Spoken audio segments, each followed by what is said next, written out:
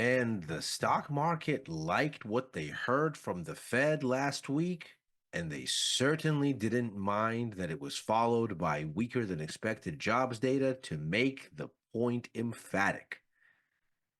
Now, of course, we find ourselves in a strange sort of no man's land where it looks like equities are just almost possibly ready, but resisting frustratingly to make a convincing move into the last mile of a bullish reversal. And this is where we find ourselves as the week begins and as we look at what might be the make or break catalyst to get some conviction on the board. Welcome. This is Macro Money. I'm Elias Pivak, head of global macro here at tastylive. And we're going to go through the various macro waypoints here in the days ahead that are going to shape this narrative. But first, we'll take a look at what the markets gave us last week and do a bit of stage setting there to figure out what might be the interpretation that the price action itself is giving us.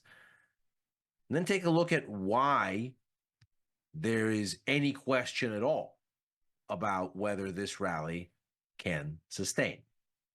So let's take a look at the way that markets performed last week. And what we find here is another week of gains for equities, another week of losses for treasury yields, not surprising.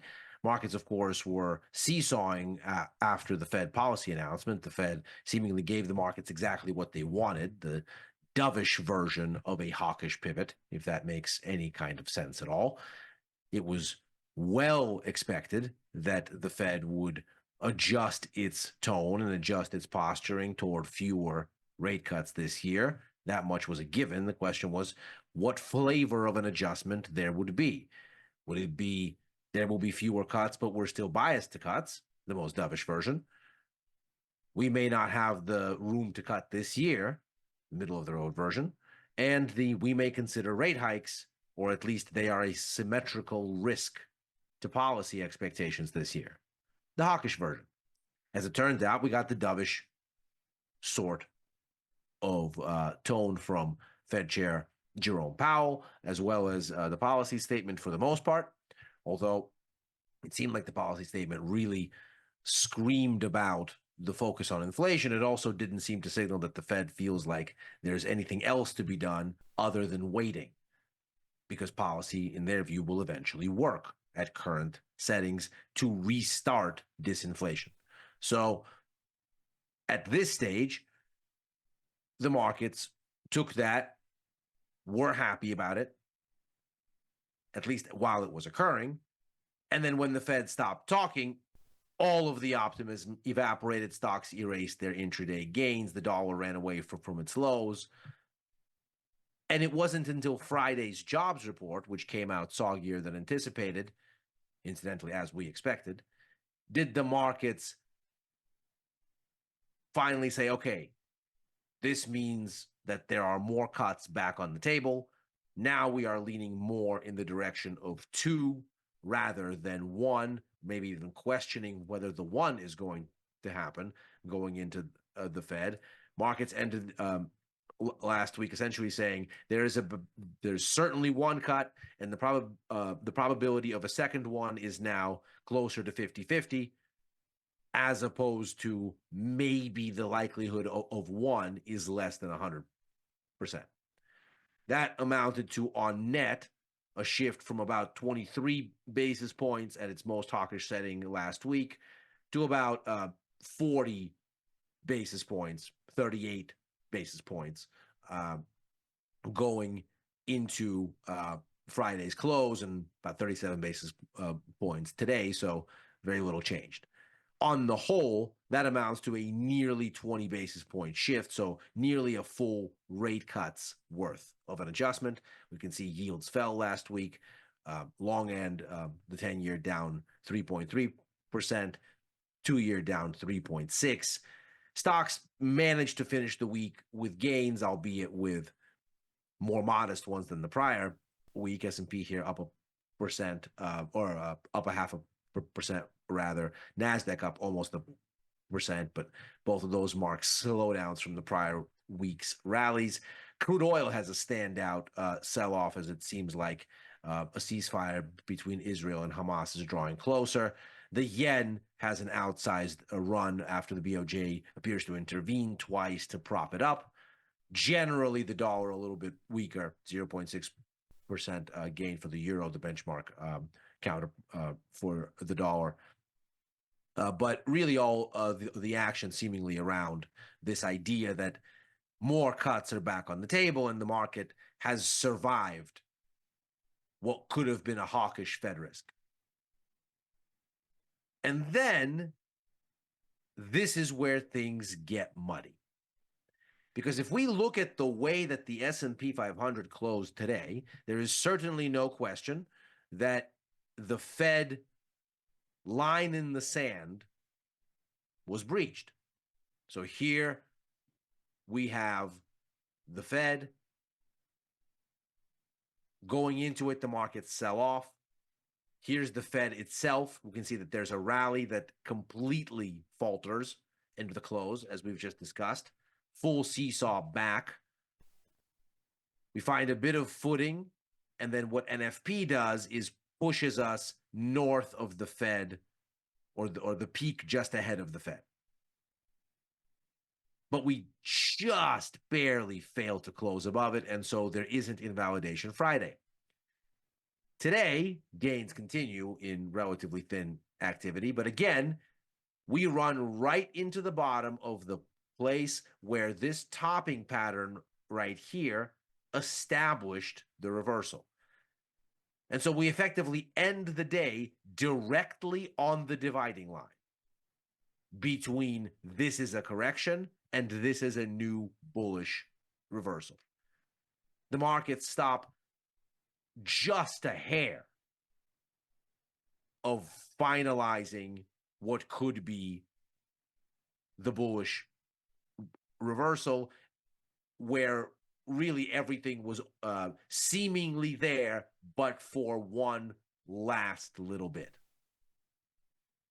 It is curiously a similar situation in the bond market, where diminishing concerns about Fed rate cuts, more rate cuts coming into the system, give a lift on bonds. And we're looking at the 10-year here as a benchmark, but this appears essentially the same, broadly the same across maturities. Bonds come up and again get stuck at former support, now resistance, and run away from that break. And so we are left with a sort of strange sense of unease, whereby it seems like the market got exactly what it wanted.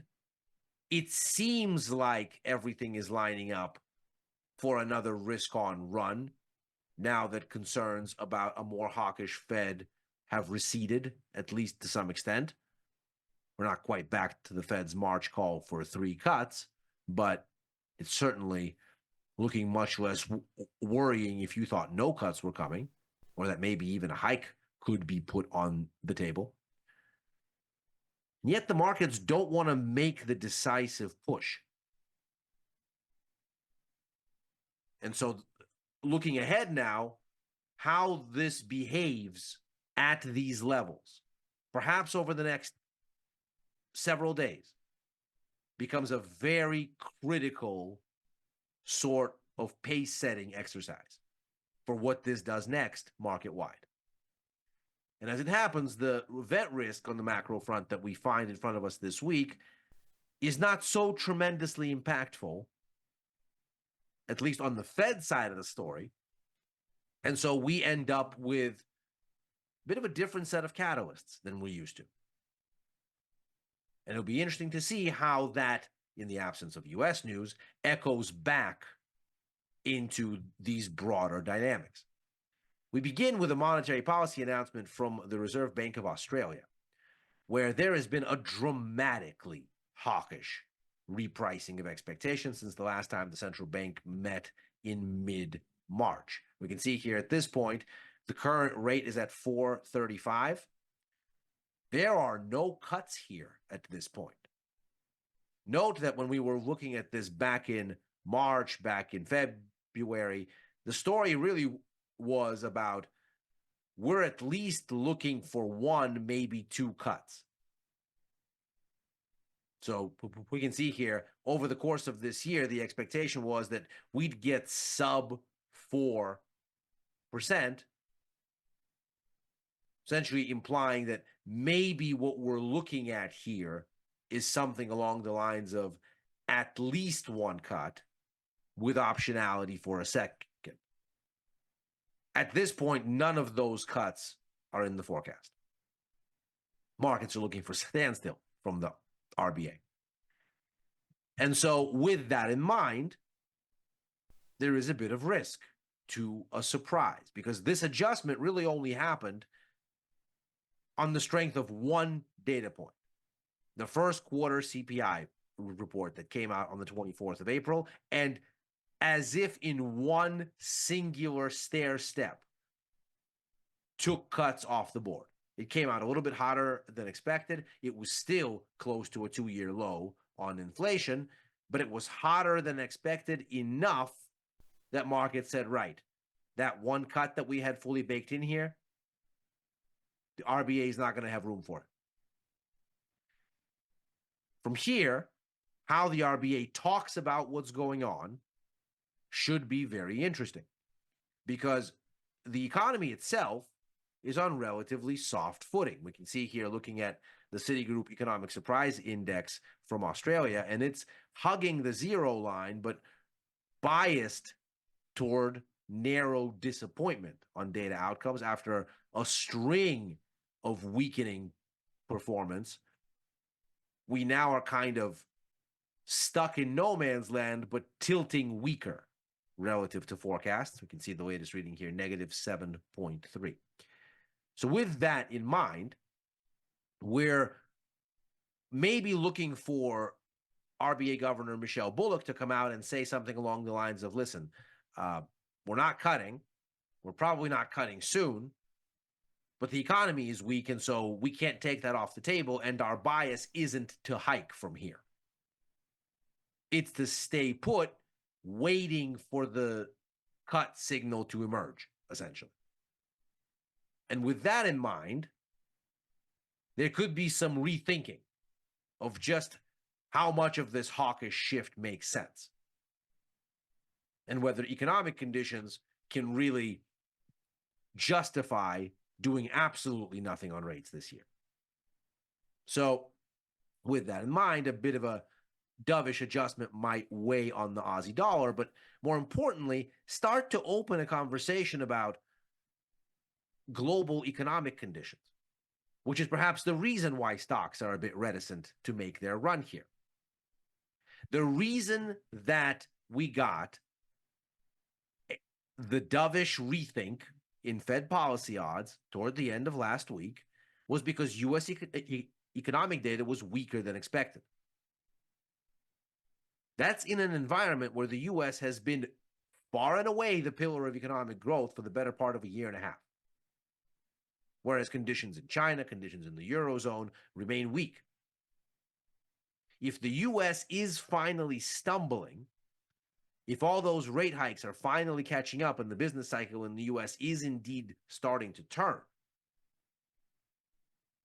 especially considering that NFP report followed about 2 weeks of deteriorating U.S. economic performance relative to forecasts, then we are entering into a place for the global economy where recession fears may well get put back on the table.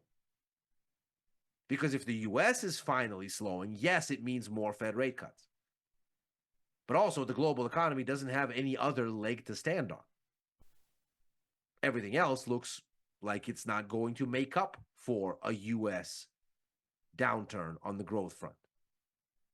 And so if the conversation from the RBA here is worried and tilting in the direction of, well, we're not going to hike, but we're certainly not meaningfully tilted into a hawkish direction. We're certainly wanting to be cutting given where the economy is. We just need inflation to give us that shot. Then perhaps a very different conversation starts to emerge. If active speculation on where the Fed is going isn't where we are, and now it's time, given what the Fed has told us, given that it's been baked in, to assess the landscape, it is a growth concern that might reemerge. The same narrative continues as we get some data out of China. Here we're looking for imports and exports to return narrowly to positive growth. They've, of course, been anemic for the better part of 2.5 years now. Both have been trending lower as China's reopening from COVID and its performance during the pandemic wildly disappointed expectations. At this point, there's been a parallel decline on both sides of the external trade ledger as China loses market share, as supply chains shift, and as it struggles to rebuild momentum. We're also going to get a set of inflation numbers where things are expecting to look a little bit better on wholesale inflation. PPI seen at a relatively slower pace of decline at negative 2.3%. CPI seen holding steady at 0.1%. So kind of positive, but basically zero. And here, again, soggy economic data recently. A bit of a weakening, as we can see, relative to forecasts. And so if this data turns out a little bit weaker than expected, we again start to have the same conversation. Are we perhaps getting into a situation here where the risk starts to be that there is a global downturn afoot? Because if the US economy is flagging, as the jobs data seems to suggest, and as other recent data seems to imply, then perhaps we are getting into a situation where there needs to be an inflationary concern that gives way to a growth concern. And if we're done actively speculating on the Fed, at least for a couple weeks, it is how that digests into the overall risk sentiment stew that might be detrimental here. From there, we switch forward to the Bank of England, which is also expected to have a monetary policy announcement this week. Again, we are looking at a situation where there's been a hawkish shift, albeit not nearly as dramatic as what's happened with Australia. Here, we're still looking for cuts this year, but we can see that the pace has significantly flattened relative to where we were in February, relative to where we were in March. The markets now see a much shallower path down in rates from 5.25 down to basically 4.75, so amounting to essentially 50 basis points in cuts with slight optionality for a third. In fact, we can see right here, markets are now baking in 52 basis points in easing. So, as we say, 2 cuts at 25 apiece and a slight possibility for a little extra. And we can see that as we've had moderating expectations for cuts out of the US, so too we've seen moderation everywhere because, of course, as ever, US rates are defining for the entire global economy because the dollar is such a ubiquitous unit of commercial exchange. And so we were sitting at something closer to 6 cuts at the beginning of the year, and we're now down to just 2. The Bank of England, on the other hand, might think that this is a bit light because inflation, for its part, has been showing signs of broadening progress. So at this point, we're down to 3.2% on headline CPI, but perhaps most importantly, the makings of it show broadening disinflation. In fact, if we look at the component parts from the last set of numbers here, what we find is that food, which was the main catalyst, has essentially fallen back to a middle of the pack role. In 2023, this was the reason inflation was up. You can see it in no uncertain terms here. This was it right here. Before that, it was energy. This is the housing, utilities, and fuels component. That, of course, includes oil and gas. So in 2022, inflation was about this. In 2023, it was about food as this receded. And now it looks like we're getting into a place where the last kind of bastions of where inflation lives are in discretionary spending areas, such as recreation and hospitality, which should start to give way in a generally weaker economic environment over time. So as we get there, this seems like the kind of an environment where the Bank of England might be ready to ponder cuts more actively. Now, as we can see here from the based-in expectations, we're looking for the first cut to appear by August. So this is where we get the move from five, from 5.25 to 5. Here's where it's fully baked in. And then another one somewhere November, December, certainly by December, it looks to be there. So the Bank of England votes on policy on a one policymaker, one vote basis, and there's 9 of them. So at this point, if we look at the latest tally, we had no votes for a hike, 1 vote for a cut, 8 votes to hold steady.